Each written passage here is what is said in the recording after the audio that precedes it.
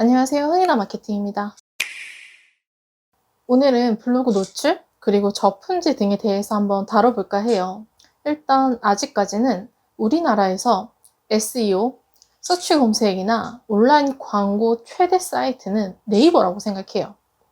그리고 다양한 마케팅 채널이 나오고 검색 환경이 유튜브로 많이 옮겨졌다고 하더라도 간단하게 바로 정답을 찾고 싶을 때나 검색 결과가 많지 않을 때에는 결국 네이버로 돌아오거든요.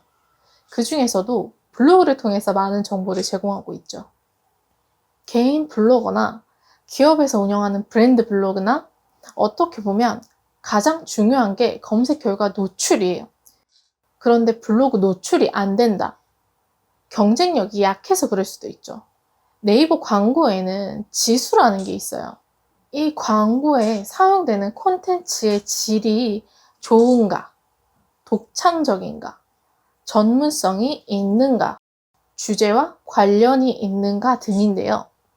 블로그에도 마찬가지로 적용이 됩니다.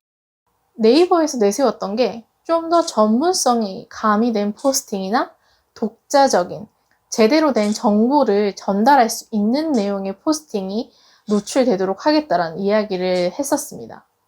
그래서 지금까지도 콘텐츠의 중요성에 대해서 말씀을 드리고 있는 게 이와 같은 이유에서입니다. 그렇다면 노출이 되지 않는 저품질 블로그는 왜 저품질에 걸릴까요? 일단 저품질 블로그라는 거는 업로드 후에 2-3시간이나 하루가 지나더라도 제목 전체를 그대로 써서 검색을 했는데도 검색이 되지 않는 블로그가 있어요. 이미 한번 업로드 되었던 이미지를 재사용한다거나 포스팅 내용이 다른 블로그의 포스팅 내용과 유사한 경우, 또 너무 딱 봐도 광고구나 싶은 과다한 광고성 내용의 경우에 저품질 블로그에 걸립니다. 포스팅 내용이 문맥에 맞아야 해요. 타인의 것을 베껴 쓰다 보면 문맥도 맞지도 않고 이게 무슨 말이야 하는 경우도 있어요. 포스팅 내용이 자연스러워야 한다는 겁니다. 노출이 안 된다고 해서 무조건 저품질에 걸린 블로그다라고 이야기할 수는 없어요. 그렇지만 노출이 되지 않는다면 저품질에 가깝다라고 볼 수 있습니다.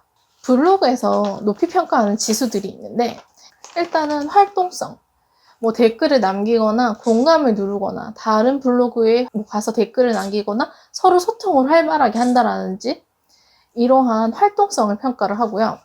블로그의 인기도를 측정을 하는데 이 인기도는 이 글이 얼마나 많은 인기가 있는지, 근데 그 인기의 척도라는 게 일단은 방문자 수겠죠.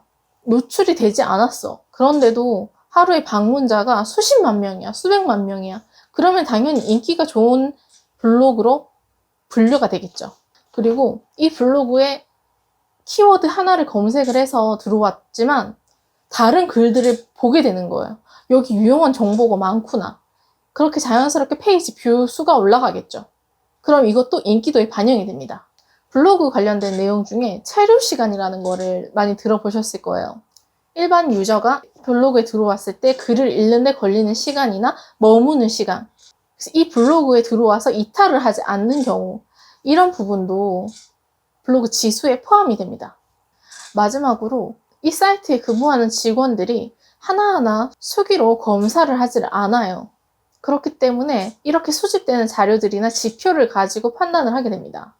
그리고 또 요즘에 블로그를 일상 블로그가 안 된다 이런 얘기를 하는데 저는 일상 블로그도 나쁘지 않다고 생각을 해요. 블로그나 온라인상의 어떤 채널을 운영을 하실 때는 내가 지속적으로 이거를 계속 운영하기 위해서 소재나 키워드를 계속 발굴할 수 있는 분야를 선택하시는 게 좋아요.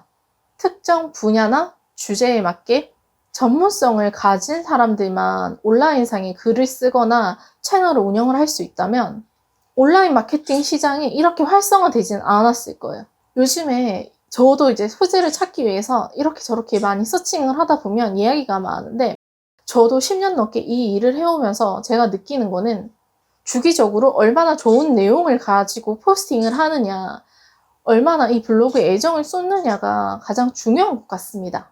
저도 인플루언서로 활동을 했었지만 블로그를 활동을 안 하는 시기도 있어요. 직장 생활을 하면서 자연스럽게 블로그에 손을 놓게 됐는데 그 기간에도 블로그에 방문객을 잡아주는 키워드들이 있었어요.